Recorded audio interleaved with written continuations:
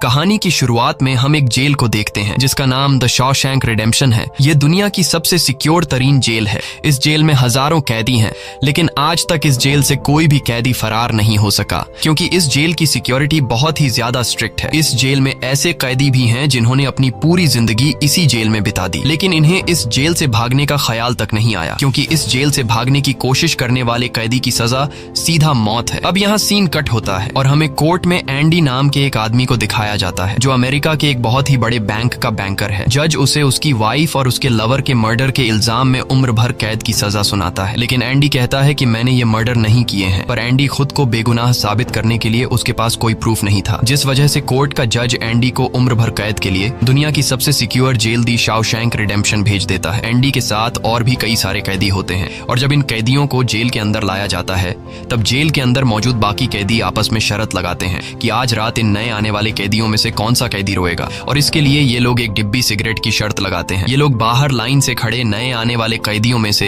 एक एक कैदी को चुन लेते हैं। तब रेड नाम का एक कैदी एंडी पर दांव लगाता है क्योंकि उसे लगता है कि एंडी बहुत ही मासूम है और वो बहुत ही अमीर घर का है जिसने कभी तकलीफ नहीं झेली, इसलिए उसे लगता है कि वो आज रात सबसे पहले रोएगा। इसके बाद सभी कैदियों को लाइन से जेल के अंदर लाया जाता है और हर एक कैदी को उसके सेल में बंद कर दिया जाता है। कुछ देर बाद रात हो जाती है और तब पुराने कैदी नए आने वाले कैदियों पर चिल्लाने लगते हैं ताकि उनमें से कोई डर जाए और रोने लगे, और ऐसा ही होता है। इन नए आने वाले कैदियों में से एक कैदी फूट फूट कर रोने लगता है और कहता है कि मुझे घर जाना है। तब वहाँ गार्ड आते हैं और उसे रोने से मना करते हैं, लेकिन जब वो आदमी रोना बंद नहीं करता तब गार्ड उसे सेल से बाहर निकालकर इतना पीटते हैं कि वह बेहोश हो जाता है। दूसरी तरफ रेड एंडी पर लगाया हुआ दांव हार जाता है और रेड समझ जाता है कि एंडी बहुत ही स्ट्रांग है क्योंकि इतना डराने के बावजूद उसने एक आवाज तक नहीं की। इसलिए अगले दिन रेड अपने साथी को सिगरेट का एक डिब्बा दे देता है क्योंकि रेड एंडी पर लगाया हुआ दांव हार चुका था। तभी हम एंडी को देखते हैं जो अकेला चुपचाप ब्रेकफास्ट कर रहा होता है। तब एंडी की मुलाकात जेल के सबसे पुराने कैदी ब्रुक्स से होती है। ब्रुक्स को यहाँ इस जेल में लगभग 50 साल पूरे होने वाले हैं। एंडी समझदारी से ब्रुक्स से इस जेल के सभी छोटे बड़े रूल्स और हर एक कैदी के बारे में जानने की कोशिश करता है। तब ब्रुक्स एंडी को जेल का हर एक सीक्रेट बता देता है और वो एंडी से कहता है कि अगर तुम्हें जेल के बाहर से कुछ मंगवाना हो तो रेड नाम के कैदी के पास जाना। ये सुनते ही एंडी भी इंतजार नहीं करता और वह सीधा रेड के पास पहुंच जाता है और रेड से कहता है कि मैंने सुना है तुम बाहर से किसी भी चीज को अंदर मंगवा सकते हो। तब रेड कहता है हाँ मैं मंगवा सकता हूँ, लेकिन ऐसी चीज जो यहाँ से भागने या फिर किसी को मारने में काम ना आती हो। एंडी रेड से कहता है कि मुझे हैमर यानी एक हथौड़ा चाहिए। हथौड़े का नाम सुनते ही रेड कहता है कि तुम्हें हथौड़ा ही क्यों चाहिए, क्या तुम हथौड़े से किसी को मारने वाले तो नहीं हो? तब एंडी कहता है नहीं, मैं किसी को मारने वाला नहीं हूँ, मेरा यहाँ कोई भी दुश्मन नहीं है। ये सुनकर रेड कहता है कि तुम्हारा यहाँ दुश्मन तो नहीं है, लेकिन जल्द ही कुछ लोग तुम्हारे दुश्मन बनने वाले हैं। वो कुछ लोगों की तरफ इशारा करके एंडी को वार्न करता है कि इन लोगों की गंदी नजर तुम पर है, इसलिए इनसे बच कर रहना। अगले दिन एंडी के कहने पर रेड उसके लिए हैमर मंगवा देता है और जब वो हथौड़ा देखता है तो रेड हंसने लगता है क्योंकि हथौड़ा साइज में बहुत ही छोटा होता है और रेड मन ही मन सोचता है कि इस हथौड़े से जेल में सुरंग बनाने में 600 साल लग जाएंगे। इसके बाद रेड ब्रुक्स के जरिए एंडी के सेल तक हथौड़ा पहुंचा देता है। ऐसे ही दिन बीतते हैं और एक दिन जब एंडी लॉन्ड्री में काम कर रहा होता है तब वो 3 लोग जिनकी एंडी पर गंदी नजर होती है वो एंडी को पकड़ लेते हैं। एंडी उनसे अपने आप को छुड़ाने की कोशिश करता है पर 3 लोगों को वह अकेले कंट्रोल नहीं कर पा रहा था, इसलिए ये तीनों पहले एंडी को खूब पीटते हैं और फिर एंडी के साथ गलत करते हैं। यह सिलसिला इसी तरह चलता रहता है। ये लोग हमेशा एंडी को पकड़ते और फिर उसे मारकर उसके साथ गलत करते रहते। इस तरह से 2 साल बीत जाते हैं और एक अनाउंस होता है कि छत की मरम्मत के लिए कुछ लोगों की जरूरत है। यहाँ कैदियों की एक टीम छत के काम के लिए तैयार हो जाती है जिसमें रेड और एंडी भी शामिल होते हैं। ये लोग सब अपने काम पर लग जाते हैं और छत पर उनकी देखभाल की जिम्मेदारी एक बहुत ही सख्त सिक्योरिटी गार्ड की होती है जिसका नाम हैडली है। हैडली बहुत ही स्ट्रिक्ट इंसान है जो जरा सी गलती पर कैदियों को बहुत बुरी तरह पीटता है। जब सभी कैदी छत पर काम कर रहे होते हैं तब हैडली थोड़ा परेशान होता है और अपने साथियों से कहता है कि मेरे भाई की हाल ही में मौत हुई है जिसके अकाउंट में $30,000 पड़े हैं। अब मेरे भाई का मेरे अलावा इस दुनिया में और कोई नहीं है, इसलिए उसके पैसे पर मेरा हक बनता है। लेकिन परेशानी की बात यह है कि जब मैं इन $30,000 को अपने अकाउंट में ट्रांसफर करूंगा तब सरकार मुझसे टैक्स के रूप में सारे पैसे ले लेगी। हैडली जब अपने साथियों से यह बातें कर रहा था तब एंडी भी इसकी सारी बातें सुन लेता है। एंडी जो कि एक बहुत बड़ा बैंकर है, उसे पता था कि इन पैसों को बिना गवर्नमेंट को टैक्स दिए कैसे निकाला जा सकता है। इसके बाद एंडी बिना सोचे हैडली के पास जाता है और उससे कहता है कि क्या तुम अपनी बीवी पर भरोसा करते हो? ये बात सुनते ही हैडली को गुस्सा आ जाता है और वह एंडी को पकड़कर छत के किनारे ले जाता है, लेकिन उसे नीचे फेंकने से पहले एंडी उसे बताता है, अगर तुम अपनी बीवी पर भरोसा करते हो कि वह तुम्हें धोखा नहीं देगी तो तुम आसानी से अपने भाई के पैसे अपनी वाइफ के अकाउंट में ट्रांसफर कर सकते हो, वह भी बिना टैक्स दिए, क्योंकि गवर्नमेंट का एक रूल है कि कोई भी इंसान अपनी पत्नी को पूरे जीवन में $60,000 तक गिफ्ट कर सकता है और इन पैसों पर कोई टैक्स नहीं लगता। और एंडी यह भी कहता है कि अगर तुम बाहर से किसी लॉयर को रखोगे तो वह तुमसे बहुत ज्यादा पैसे चार्ज करेगा, लेकिन मैं ये काम तुम्हारे लिए फ्री में कर सकता हूँ। तब हैडली पूछता है, बदले में तुम्हें क्या चाहिए? इस पर एंडी मुस्कुराते हुए कहता है, मुझे कुछ नहीं चाहिए, जब तुम्हारा काम हो जाए तुम बस मेरे सारे दोस्तों को बियर पिला देना। और अगले दिन सभी कैदी छत पर बैठकर बियर का मजा ले रहे होते हैं, यानी एंडी ने हैडली का काम कर दिया था। लेकिन एंडी बियर नहीं पीता, वह एक कोने में बैठकर सभी को बियर पीते देखकर खुश होता है। एंडी के साथी भी उससे बहुत खुश होते हैं क्योंकि जेल में बियर पीना ऑलमोस्ट इम्पॉसिबल था, लेकिन एंडी की वजह से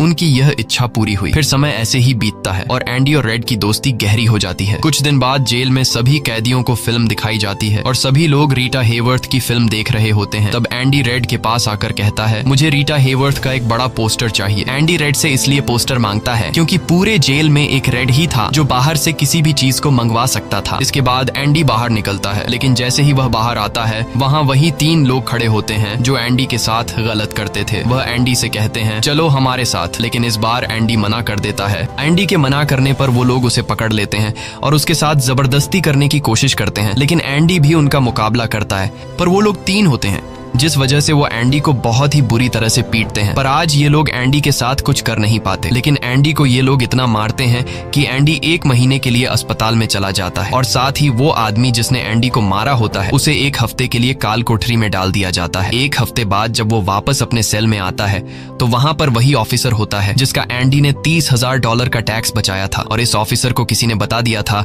कि एंडी को इस आदमी ने इतना मारा है कि वो बेचारा 1 महीने के लिए अस्पताल में चला गया है। अब यहाँ वो ऑफिसर उस आदमी को इतनी बुरी तरह से मारता है कि वो हमेशा के लिए पैरालाइज हो जाता है। 1 महीने बाद जब अस्पताल से एंडी वापस अपने सेल में आता है तब उसे अपने सेल में रीटा हेवर्थ का एक बड़ा पोस्टर मिलता है जो कि असल में एक वेलकम गिफ्ट होता है रेड की तरफ से। इस तरह से दिन गुजरते हैं और एक दिन जेल का वार्डन सिक्योरिटी गार्ड के साथ एंडी के सेल में आता है और उसके सेल की तलाशी करवाता है। सेल की चेकिंग लेने के बाद जब वार्डन को कुछ नहीं मिलता तब वार्डन की नजर सामने लगे पोस्टर पर पड़ती है। वार्डन कहता है कि वैसे तो मैं सेल में पोस्टर अलाउ नहीं करता, पर तुम इसे अपने सेल में लगा सकते हो। दरअसल तलाशी तो एक बहाना होता है। वार्डन को इस ऑफिसर ने बताया था कि किस तरह से एंडी ने उसका $30,000 का टैक्स बचाया, इसीलिए वार्डन अपने फायदे के लिए एंडी से मिलना चाहता था। एंडी के हाथ में बाइबल होती है जिसे वह ले लेता है और बाइबल को लेकर वह यहाँ से निकल जाता है, पर कुछ ही दूर जाने के बाद वह वापस लौट कर आता है और उसके हाथ में जो एंडी की बाइबल होती है वह उसे लौटाते हुए कहता है कि मुक्ति इसी में है। अगले दिन वार्डन एंडी को अपने ऑफिस में बुलाता है और कहता है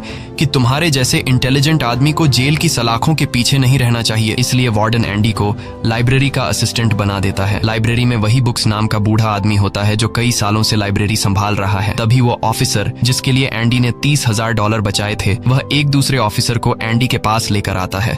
असल में उसे ITAR का मसला था जिसे कुछ ही मिनटों में एंडी भर देता है, जिस वजह से पूरे जेल में एंडी के चर्चे होने लगते हैं। जैसे जैसे साल बीतते हैं एंडी के पास काम बढ़ता चला जाता है, जिस वजह से एंडी को अपने पास एक असिस्टेंट की जरूरत पड़ती है और वो अपना असिस्टेंट अपने सबसे अच्छे दोस्त रेड को बनाता है।